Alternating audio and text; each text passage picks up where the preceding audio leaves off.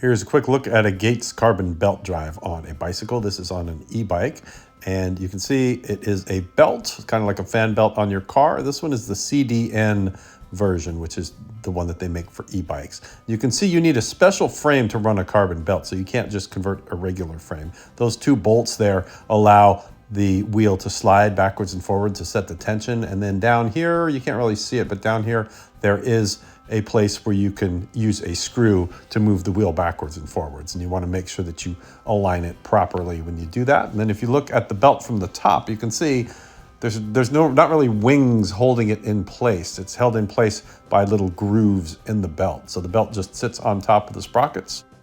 And then the little grooves in the middle of the belt there just ride on little ridges that are on the sprockets, which you can see when we look at the sprocket here.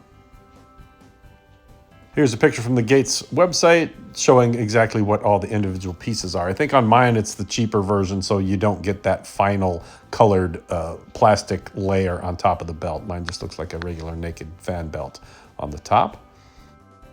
So what's good about it? It's better than a chain because it's longer lasting. You don't have to oil it or really do much to maintain it other than adjust it every once in a while if it stretches out.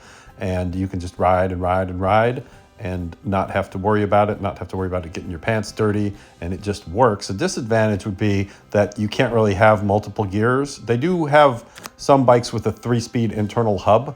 You can't really do that with an e-bike, so most e-bikes are going to be single speed versus one that's a 7-speed if you have regular chain and gears on it. And when you're on the road, it is quiet and smooth, and you just have the one gear to work with. So I like it on this bike. This is a Bird bike, and closeout Bird bike. They built this bike. Nobody except me wanted to buy it, so they're selling them real cheap on Amazon. There's a link in the description if you want one of these.